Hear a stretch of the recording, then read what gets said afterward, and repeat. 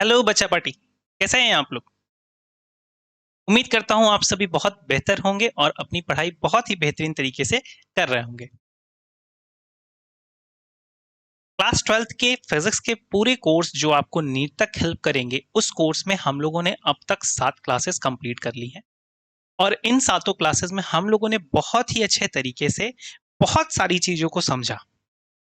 सारी चीजों को बहुत ही सिंप्लीफाई तरीके से छोटे छोटे वीडियोस के हेल्प के थ्रू बहुत ही मजेदार तरीके से समझते हुए हैं। और आज की क्लास में हम बात करने जा रहे हैं न्यूमेरिकल्स की। फिजिक्स बिना न्यूमेरिकल्स के अधूरी है। फिजिक्स के लिए न्यूमेरिकल एक आत्मा जैसे हैं। अगर बिना आत्मा के शरीर नहीं है तो बिना न्यूमेरिकल के फिजिक्स नहीं। और न्यूमेरिकल्स को समझने का बहुत आसान तरीका है कि उन्हें ब्रेक डाउन करते चलिए और फॉर्मूलेस की अच्छी समझ होनी चाहिए आपको। जितना अच्छे तरीके से आप फॉर्मूला समझे रहोगे उतने ही अच्छे तरीके से आप न्यूमेरिकल्स को भी सॉल्व कर सकते हो। चलो, तो हम लोगों ने अब तक जितने भी फॉर्मूलेस पढ़े हैं कुलम्स लॉ से रिलेटेड, मैं आपको एक बार रिकॉल कराता हूँ। उनको नए नए तरीकों के रूप में आपको शो करता हूँ, उनको नए नए मेथड्स के फॉर्म में बताता हूँ। कैसे आप रिलेट कर सकते हो जब कोई चीज दो टर्म के बीच में दी हुई हो। ये सारी चीजें आज हम लोग बात करने जा रहे हैं और बहुत ही मजेदार मजेदार क्वेश्चन सॉल्व करेंगे। वीडियो मैं बहुत लंबा नहीं रखता हूं ताकि आप बहुत ही छोटे छोटे वीडियोस में अलग अलग तरीके से अच्छे तरीके से सीख सको, ताकि आपको भी आराम रहे चीजों को कंसीडर करने में, चीजों को एक तरीके से पढ़ने में, एक तरीके से डिसिप्लिन के साथ बनाने में कि मुझे ये टॉपिक पढ़ना है पर्टिकुलर। इसलिए हर एक स्पेसिफिक टॉपिक की मैं एक नई वीडियो आपको देता हूं। तो आज की क्लास में जो हम बात करने जा रहे हैं वो है कुलम्स लॉ का क्वेश्चन। चलिए, सबसे पहले बात करने जा रहे हैं हम लोग कि जो जो फॉर्मूलेज अभी तक हम लोगों ने पढ़े हैं उन फॉर्मूलोज को एक बार हम फिर से डिस्कस कर लें और आपके माइंड में ये सारे फॉर्मूलेज एक बार में बन जाने चाहिए।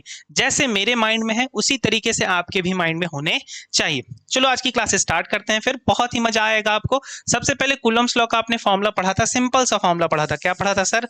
तो आप बताएंगे सर हमने एक फॉर्मूला पढ़ा था, F is equal to K times Q1 Q2 upon R square, जहां पर K क्या था? K था इलेक्ट्रोस्टैटिक कांस्टेंट, Q1 और Q2 क्या थे?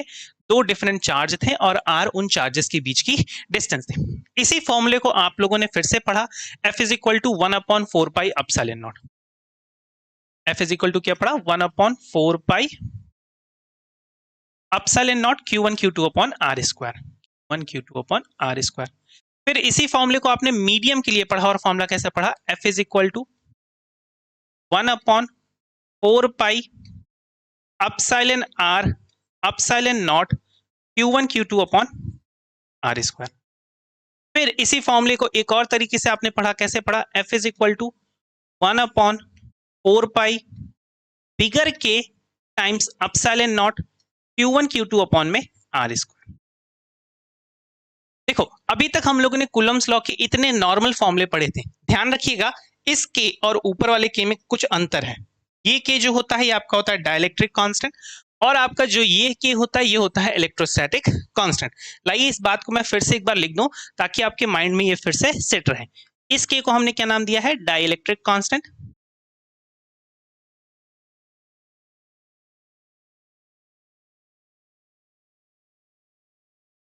और इस के को हमने क्या नाम दिया है? Electrostatic constant. मैंने आपको बताया था कि कूलम का फोर्स डिफरेंट मीडियम्स के लिए, अलग अलग माध्यम के लिए बदलता है और वही प्रॉपर्टी कहलाती है permittivity of that particular medium. Permittivity of space को हम डिफाइन करते हैं एप्सिलॉन नॉट से और परमिटिविटी ऑफ मीडियम को हम डिफाइन करते हैं एप्सिलॉन एम से। उसी एप्सिलॉन एम का जो फॉर्मूला होता है वो होता है एप्सिलॉन आर एप्सिलॉन नॉट, जहां पर एप्सिलॉन आर क्या है? एप्सिलॉन एम क्या होता है? Epsilon r times epsilon naught. Epsilon m क्या है? मीडियम की परमिटिविटी, मीडियम परमिटिविटी। मैं पूरा नहीं लिख रहा हूं, शॉर्ट फॉर्म में लिखता हूं। एप्सिलॉन आर क्या है? ये है रिलेटिव परमिटिविटी, ये है रिलेटिव परमिटिविटी। और एप्सिलॉन नॉट क्या है? ये है स्पेस या फिर एयर की परमिटिविटी, आप कह लीजिए स्पेस परमिटिविटी या फिर वैक्यूम परमिटिविटी। हम लोग वैक्यूम लिख देते हैं। वैक्यूम का मतलब क्या है? जहां पर कोई भी मीडियम अवेलेबल नहीं है, वैक्यूम परमिटिविटी। चलो अब और भी बहुत सारे फॉर्मूलेस डिस्कस करने हैं, केवल इतना नहीं हुआ, इसी का एक वेक्टर फॉर्म आप लोगों ने पढ़ा था, कूलम्ब्स लॉ का वेक्टर फॉर्म, और F vector is equal to क्या था, एफ वेक्टर था के, ये electrostatic constant Q1 Q2 upon में आर स्क्वायर या फिर mod of vector R square, और ये था आर कैप। अगर इसी कैप को हम वेक्टर के फॉर्म में लिखते हैं तो ये था F vector is equal to K times Q1 Q2 upon में mod of R vector cube और यहां पर आर वेक्टर। ये कूलम्ब लॉ का वेक्टर फॉर्मूला हमने पढ़ा अभी तक। इसके बाद हम लोगों ने पढ़ा सुपरपोजिशन प्रिंसिपल, और सुपरपोजिशन प्रिंसिपल में हमने ये बात पढ़ी कि अगर बहुत सारे चार्जेस आ जाएं और वो सारे किसी एक चार्ज पार्टिकल पर फोर्स लगा रहे हैं, तो जो टोटल फोर्स होगा उन सभी चार्जेस के द्वारा लगाया गए फोर्स के वेक्टर सम के वेक्टर एडिशन के बराबर होगा। इतनी बातें अभी तक हम लोगों ने की हैं। चलो अब ये जो फॉर्मूला हमने पढ़ा है, इस फॉर्मूले के और भी तरीके जानते हैं ना। देखिए आपने पढ़ा formula F is equal to A times Q1 Q2 upon R square. इस फॉर्मूले से बहुत आसानी के साथ क्लियर है, कौन सी बात क्लियर है, कि F is inversely proportional to R square. F is inversely proportional to क्या है, आर स्क्वायर है। तो इसका मतलब जो F1 होगा, इसका मतलब क्या, F1 होगा इनवर्सली प्रोपोर्शनल टू किसके, R1 स्क्वायर के, और जो F2 होगा वो इनवर्सली प्रोपोर्शनल होगा किसके, R2 स्क्वायर के। ऐसा होगा ना।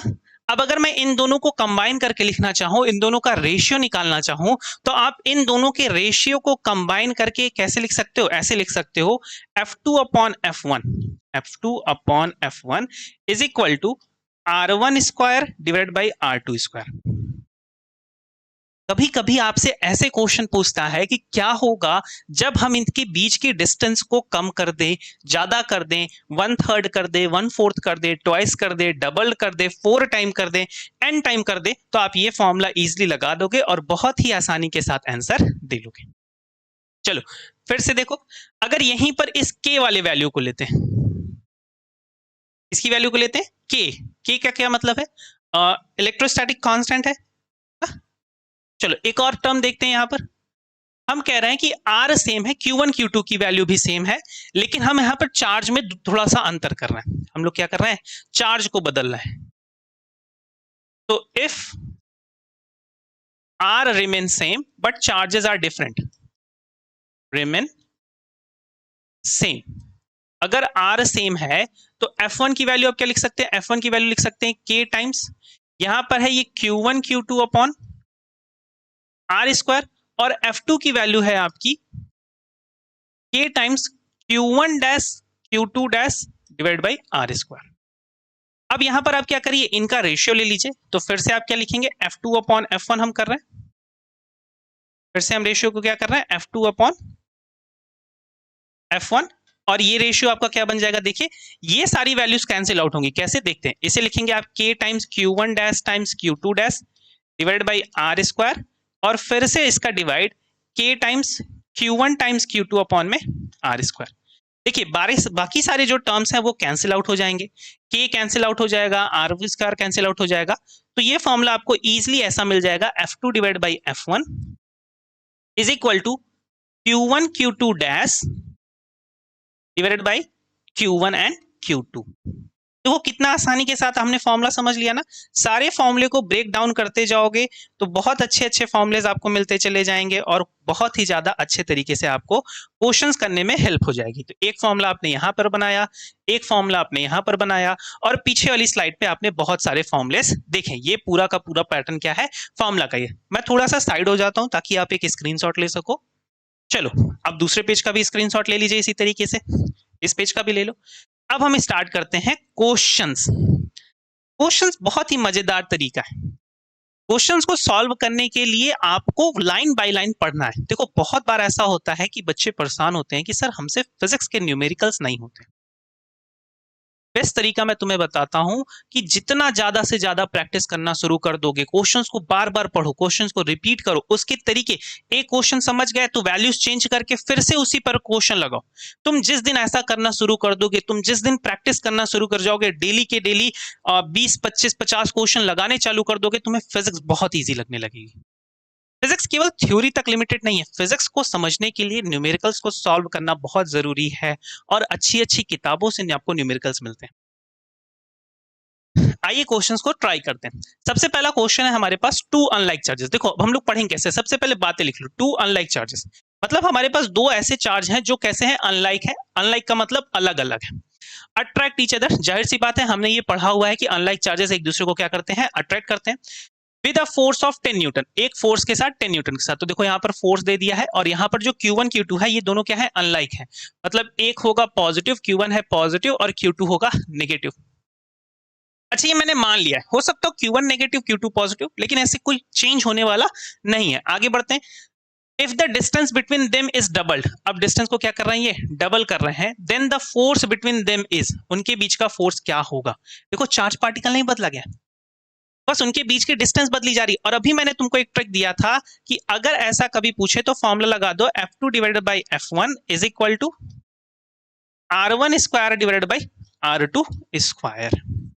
अभी तुमको इस फॉर्मूले की जरूरत पड़ रही है, लेकिन जैसे जैसे तुम प्रैक्टिस करोगे वैसे तुम समझ जाओगे कि because force is inversely proportional to R square है, फोर्स आर स्क्वायर का कैसा है, इनवर्सली प्रोपोर्शनल है। और अगर ऐसा होता है तो आर को बढ़ाने पर, अगर आर की वैल्यू को हम इंक्रीज करेंगे तो फोर्स की वैल्यू क्या करेगी, डिक्रीज करेगी। और कैसे डिक्रीज करेगी, उसके स्क्वायर के टर्म में डिक्रीज करेगी। तो देखो डायरेक्ट ट्रिक क्या कहती है कि अगर डिस्टेंस डबल हो रही है, डिस्टेंस क्या हो रही है, टाइम्स 2 हो रही है, तो इसका स्क्वायर कर दो, इसका स्क्वायर कर दो, ये हो जाएगा 4। फोर्स 4 टाइम डिक्रीज कर जाएगी, क्योंकि डबल होने का मतलब इंक्रीज होता है। तो फोर्स डायरेक्टली क्या हो जाएगी, 4 टाइम्स डिक्रीज हो जाएगी। तुम्हें अगर ये लॉजिक नहीं समझ में आता है तो दूसरा लॉजिक फॉर्मूला की हेल्प से समझो। ये फॉर्मूला भी हम लोगों ने बनाया था। F2 की वैल्यू हमें फाइंड करनी है, F1 की वैल्यू कितनी है, 10 गिवन है। R1 क्या था, जो इनिशियल वैल्यू थी, तो हमने सपोज कर लिया कि R1 की वैल्यू है 1। R2 क्या है, R2 हो जाएगा डबल, तो डबल हो जाएगा तो किसका बन लेते हैं, 2। नहीं 1 और 2 समझते हो तो इसको इस तरीके से समझ लो कि मान लिया सपोज दैट R1 की वैल्यू है R, R1 की वैल्यू है R, तो R2 की वैल्यू क्या हो जाएगी, 2R हो जाएगी। तो देखिए F2 डिवाइडेड बाई 10 और यहाँ पर R1 की वैल्यू क्या रखेंगे, R स्क्वायर, और ये हो जाएगा 2R का होल स्क्वायर।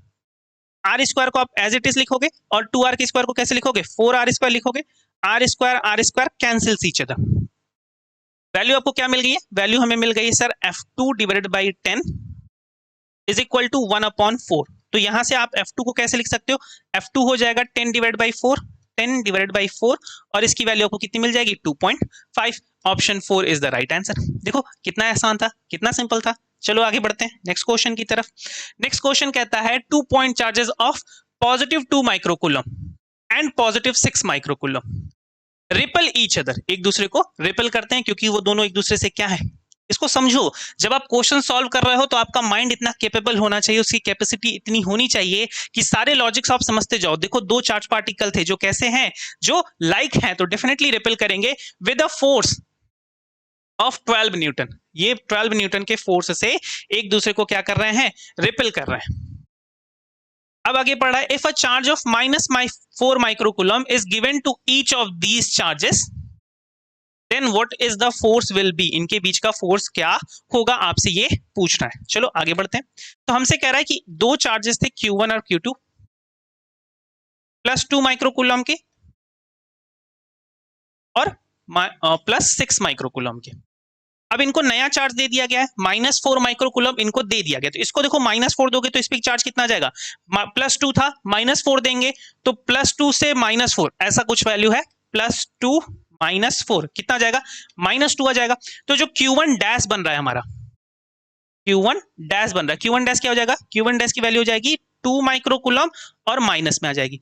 उसी तरीके से Q2 डैश भी निकालते हैं। Q2 डैश मतलब उस चार्ज पर नया चार्ज जो आया है, दूसरा चार्ज जो चार्ज बदल रहा है, तो Q2 डैश की वैल्यू क्या आ जाएगी, +6 था, इसको -4 दे दीजिए, कितना आ जाएगा, इसको आ जाएगा +2 वैल्यू आ जाएगी। इसकी वैल्यू कितनी आ जाएगी, +2 आ जाएगी। तो यहां पर इसको कितना वैल्यू मिल गया, +2 माइक्रोकूलम। देखो इनिशियली ये क्या कर रहे थे, एक दूसरे को अट्रैक्ट कर रहे थे, क्या अब ये अट्रैक्ट करेंगे, नहीं। सॉरी माफ करिएगा, इनिशियली ये दोनों एक दूसरे को रिपेल कर रहे थे, यहाँ पर रिपल्सन हो रहा था।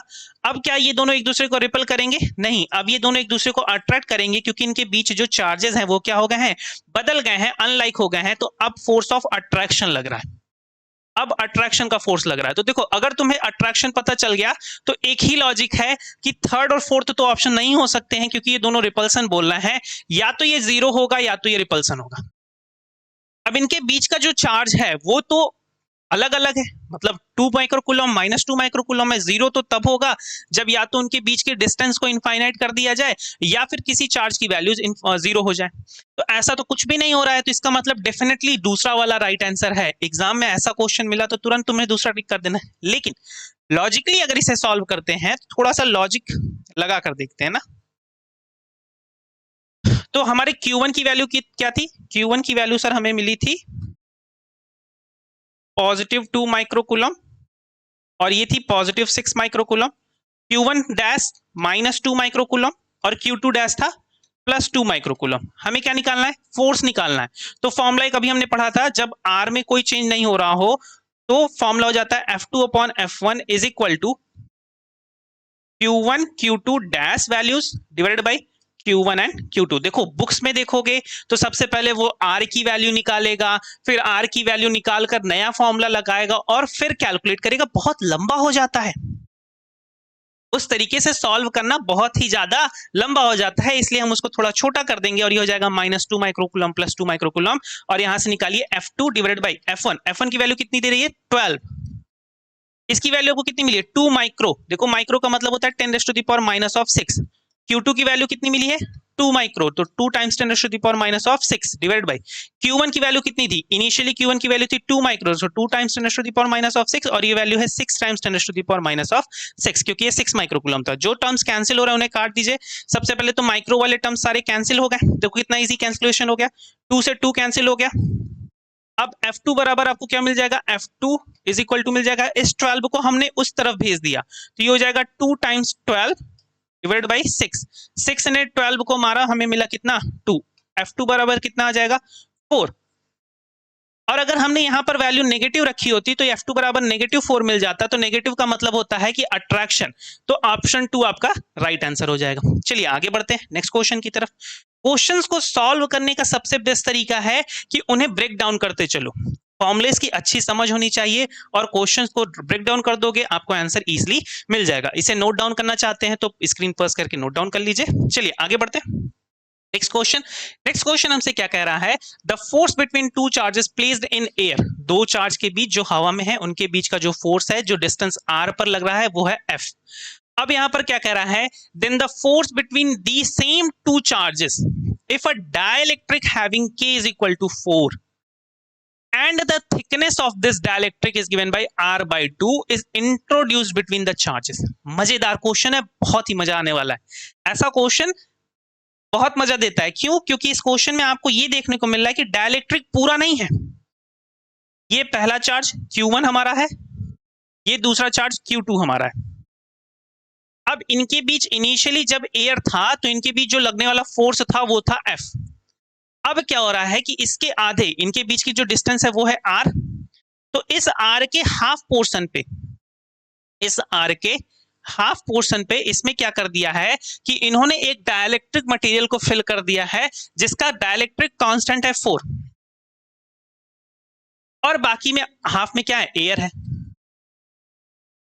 तो डायरेक्टली फॉर्मूला भी नहीं लगा सकते यहां पर directly Coulomb's law in medium का फॉर्मूला लगाओगे तो आंसर गलत हो जाएगा, क्योंकि पूरे में मीडियम नहीं भरा है, हाफ में भरा है। तो अब देखो, इसके लिए हम फॉर्मूले को फिर से थोड़ा सा रीअरेंज करते हैं और उस रीअरेंज फॉर्मूले को थोड़ा सा समझते हैं।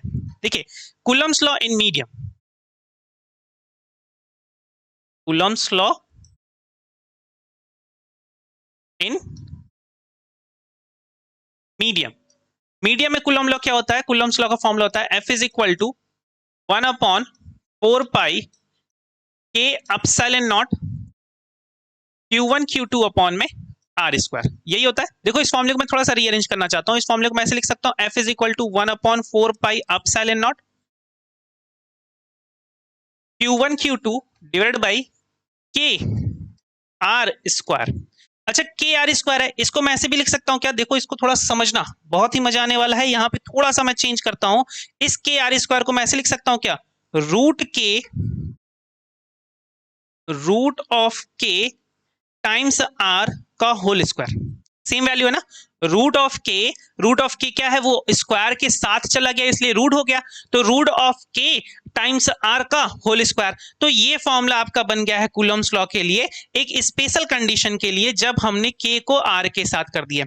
अब अगर आधे में कुछ डिस्टेंस के लिए क्या है, के की वैल्यू चेंज है और कुछ के लिए के की वैल्यू डिफरेंट है, तो आप यहां पर फॉर्मूला लगाओगे एफ इज इक्वल टू, ये हो जाएगा 1/4 पाई अपसाइलन नॉट, और यहां पर आप लगाएंगे Q1 Q2 डिवाइडेड बाई, यहाँ पे देखो R, तो आप लिखोगे R1 times root of K1 plus R2 times root of K2। उस R को जैसे वो डिस्ट्रीब्यूट हुआ है, जैसे वो डिवाइड हुआ, जैसे वो बटा, जैसे ही डाइलेक्ट्रिक कांस्टेंट आया, उसको आप उसी की तरीके से ऐड करके रख दोगे और उसका स्क्वायर करके रख दोगे। ये नया फॉर्मूला आपको मिल जाएगा कि ऐसा मीडियम जिसमें डाइलेक्ट्रिक कांस्टेंट पूरे फील्ड में ना हुआ हो, आधे के लिए भरा हो, तो हम ये फॉर्मूला लगा सकते हैं। देखो कितना मजेदार सवाल था। आते हैं सवाल पे।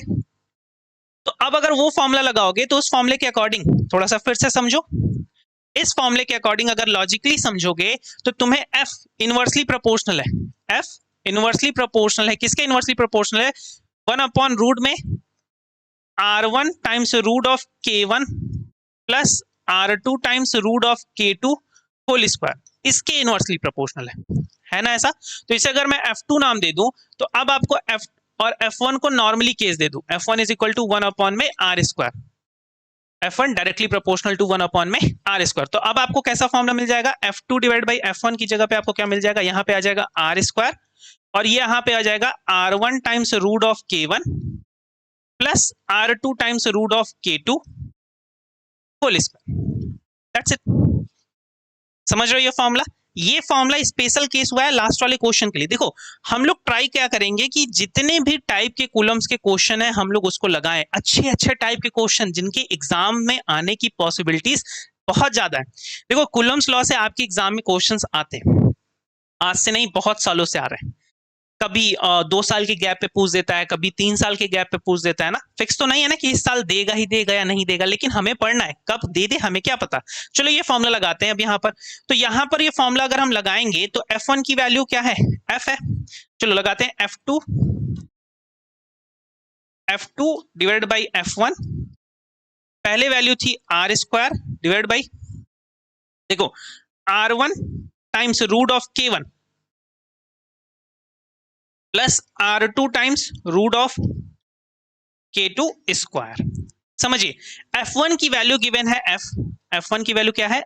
F गिवन है, और K1 की वैल्यू एयर के लिए, हम इसे किसके लिए सपोज कर ले रहे हैं? एयर के लिए, जो आधे में एयर फिल है उसकी वैल्यू होती है 1, और जो आधे में जो एक नया डाइलेक्ट्रिक कांस्टेंट आया है K2 की वैल्यू, उसे हमने सपोज कर लिया 4। सपोज क्या कर लिया? वो 4 गिवन है। चलो यहां पर पुट कर देते हैं, तो ये हो जाएगा F2 divided by F, R square को एज इट इज रहने दीजिए। अब देखिए आधे में फिल किया है ना, तो R1 की वैल्यू क्या हो जाएगी? R/2, और R2 की वैल्यू क्या हो जाएगी? R/2। समझो आधे के लिए फिल किया है तो R1 की वैल्यू क्या है? R/2, R2 की वैल्यू क्या है? R/2 ना। चलो इसे K1 को यहाँ पर 4 कह देते हैं और K2 को यहाँ पर 1 कह देते हैं, क्योंकि हमने उसी तरीके से थोड़ा सा माना हुआ है उसको। चलो आगे बढ़ते हैं। तो यहाँ पर ये हो जाएगा R/2 root of 4 plus R/2 root of 1 whole square.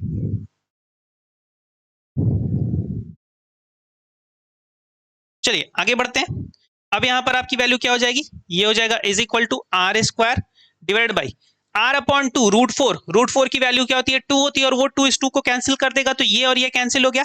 इसकी वैल्यू आपको मिल जाएगी प्लस R, और R/2 रूट 1 की वैल्यू केवल 1 होती है, तो ये वैल्यू में आपको मिल जानी क्या? R/2 होल स्क्वायर, ऐसा मिल जाएगा। चलो एक न्यू पेज क्रिएट करते हैं। आप यहां पर क्या हो गया? ये F2 डिवाइडेड बाई F जो वैल्यू दे रहा था इज इक्वल टू ये है R स्क्वायर, और बॉटम में हमें क्या मिला? R plus R/2 whole square.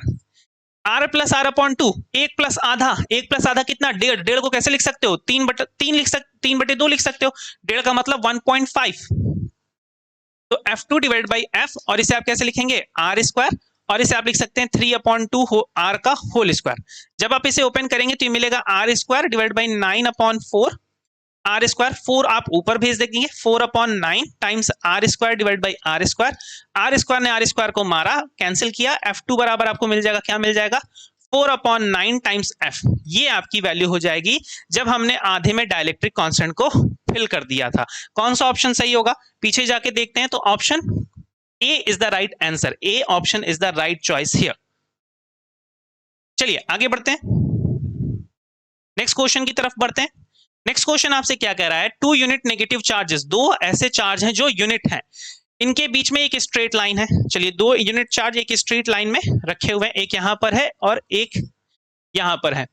A third charge, a positive charge Q is placed exactly at mid point, एक पॉजिटिव चार्ज को एग्जैक्टली यहां पर रख दिया गया है।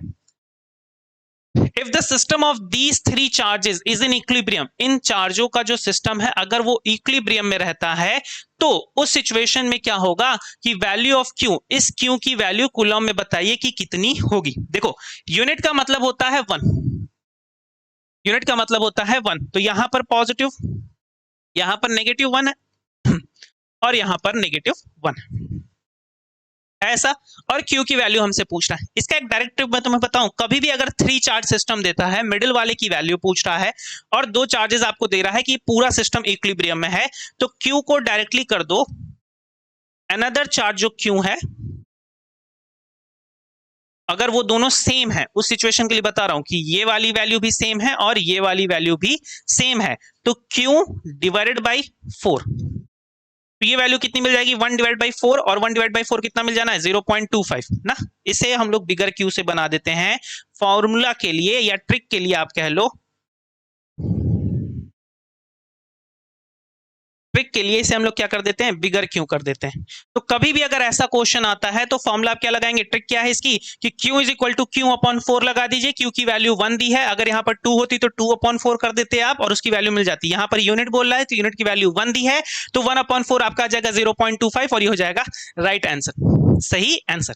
ये ट्रिक थी। अब इसका लॉजिक समझो, तो लॉजिक क्या कहता है हमसे कि 3 चार्ज सिस्टम है, एक यहां पर है जिसकी वैल्यू हमने Q सपोज की है माइनस ऑफ Q, एक यहां पर है जिसकी वैल्यू हमने माइनस ऑफ Q सपोज की है, और ये मिडिल में है जिसकी वैल्यू हमसे पूछा जा रहा है Q, और ये पॉजिटिव है ना।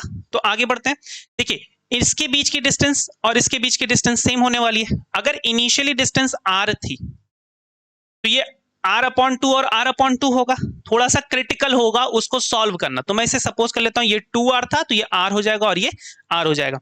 इक्विलिब्रियम का मतलब होता है कि जो सब पे फोर्स लग रहा है, किसी पर भी जो फोर्स लग रहा है वो नेट फोर्स 0 है। नेट फोर्स क्या है, 0 है। तो हमने इस वाले को एज्यूम कर लिया कि इस पर जो नेट फोर्स है F नेट है वो क्या है, 0 है।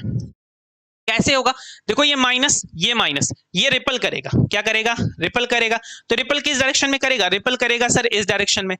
तो ये फोर्स हो गया इस नेगेटिव के कारण, और ये वाला जो Q है ये पॉजिटिव है तो ये अट्रैक्ट करेगा इस डायरेक्शन में, तो ये फोर्स हो गया इसके कारण। तो ये दोनों फोर्स F1 और F2 क्या होंगे, एक दूसरे के बराबर होंगे, तभी नेट फोर्स क्या होगा, 0 होगा। F1 का फॉर्मूला क्या होगा, ये होगा K times small q times bigger Q times R square, और F2 क्या होगा, F2 होगा K टाइम्स दोनों बिगर Q हो जाएंगे और डिवाइड बाई ये हो जाएगा 2R का होल स्क्वायर। जो कैंसिल हो रहे हैं उन्हें काट दो, K cancel, 1 Q cancel, another Q cancel, Q upon में R स्क्वायर, और यहाँ पर आपको क्या वैल्यू मिल गई, देखिए Q अपॉन में 2R का स्क्वायर, तो ये हो जाएगा 4R square, R square cancel out हो गया और Q इज इक्वल टू क्या मिल गया, Q अपॉन में 4 मिल गया, जो हमारी ट्रिक थी। हो गया, लॉजिकली सॉल्व कर दिया हमने इसे। आगे बढ़ते नेक्स्ट क्वेश्चन की तरफ। A charge Q is divided into 2 part, अब एक ऐसा चार्ज पार्टिकल है जो 2 पार्ट में डिवाइड हो रहा है, Q1 और Q2 में। ये चार्ज Q था, ये डिवाइड हो गया, बट गया है 2 अलग अलग चार्जेस में, एक यहां पर आ गया Q1 और एक यहां पर चला गया Q2। अब कह रहा है कि ऐसा बटा हुआ है such that it experiences maximum force of repulsion when separated by the certain distance, the ratio of Q is equal to Q1 and Q2। हमेशा याद रखना, मैक्सिमम फोर्स ऑफ रिपल्सन तभी एक्ट करेगा जब इनके बीच लगने वाला फोर्स, जब इनके जो चार्जेस हैं वो दोनों क्या हो, सेम। तो अगर सपोज करो कि इसकी वैल्यू Q थी तो इस पे जो चार्ज आना चाहिए वो आना चाहिए Q/2, और इस पे भी जो चार्ज आना चाहिए वो क्या आना चाहिए, Q/2 आना चाहिए। या फिर अगर ये 4 था तो इसकी वैल्यू आनी चाहिए 2 और इसकी वैल्यू आनी चाहिए 2, इक्वली डिस्ट्रीब्यूट होना चाहिए। अगर इसकी वैल्यू 2 थी तो इनकी वैल्यू आनी चाहिए थी 1 और इनकी वैल्यू आनी चाहिए थी 1। तो कौन सा ऑप्शन सही लग रहा है? क्या ये 1 होगा? नहीं, ये नहीं होगा। क्या ये 3 होगा? नहीं होगा। क्या ये 2 होगा? नहीं होगा। Option 4 is the right answer. हमेशा याद रखना है, मैक्सिमम फोर्स चार्जेस के बीच में तब लगता है जब द केस या फिर कंडीशन, उनकी जो चार्जेस की वैल्यूज हैं वो दोनों बराबर होंगी, तो उनके बीच लगने वाला जो फोर्स होता है वो मैक्सिमम होता है। एक लास्ट क्वेश्चन की बात करते हैं। Two charges of this and this are placed at the corner of B and C of an equilateral triangle ABC of side this much. The force on the charge of the 5 microcoulomb placed at A is. चलो सबसे पहले equilateral triangle draw करते हैं और इस पे A B C बनाते हैं। ये हो गया ए, ये हो गया बी और ये हो गया सी। बी और सी की वैल्यू कितनी है? -200 और +200। तो यहां पर वैल्यू है +200 माइक्रोकूलम और यहां पर वैल्यू है -200 माइक्रोकूलम, और ए पे जो चार्ज है उसकी वैल्यू है 5 माइक्रोकूलम। अब आपसे पूछ रहा है कि इसका टोटल चार्ज निकालो। टोटल चार्ज कितना होगा ए पर, टोटल फोर्स कितना होगा ए पर ना। तो टोटल फोर्स निकालने के लिए आपको देखना है कि किस डायरेक्शन में फोर्स लगा रहा है। बी ए को रिपेल करेगा इस डायरेक्शन में, सी ए को अट्रैक्ट करेगा इस डायरेक्शन में, ऐसा होगा। इक्विलेटरल ट्रायंगल है, ये एंगल 60, ये एंगल 60, ये भी एंगल 60, तो ये एंगल 120 नहीं हो जाएगा? 120 डिग्री। इसका मतलब थीटा की वैल्यू कितनी मिल गई तुम्हें? 120 डिग्री मिल गई। एक फोर्स ये लग रहा होगा F1 और एक फोर्स ये लग रहा होगा F2। लॉजिकली सोचो तो डिस्टेंस बराबर है, F1 और F2 की वैल्यू भी बराबर होगी। F1 और F2 की वैल्यू क्या होगी? बराबर होगी, जिसे हम सपोज कर ले रहे हैं F, जिसे हम क्या सपोज कर ले रहे हैं? F सपोज कर ले रहे हैं। और अब इसका फॉर्मूला एक याद है तुम्हें? मैंने रिजल्टेंट का फॉर्मूला बताया था, R is equal to within root of A square plus B square plus 2ab cos theta. इस क्वेश्चन के लिए मैं आपको बस हिंट देना चाहता था, क्योंकि ऐसा क्वेश्चन लास्ट की क्लास में हम लोगों ने समझा था, इसलिए मैं आपको इस क्वेश्चन के साथ आज की क्लास स्टॉप करूंगा। मैंने आपको पूरा हिंट बता दिया है, सारी चीजें बता दी हैं, बस आपको थोड़ा सा अपना स्किल यूज करके फॉर्मूलेस को पुट करना है और आंसर बताना है। तो आप सभी ये क्वेश्चन करो और इसके जो आंसर आपको मिलते हैं वो कमेंट करिए, जिससे हमें पता चल सके कि आप भी उतने ही एक्साइटेड हो पढ़ने के लिए जितना एक्साइटेड हम हैं आपको पढ़ाने के लिए। उम्मीद करता हूं आपको सारी बातें समझ में आ रही होंगी।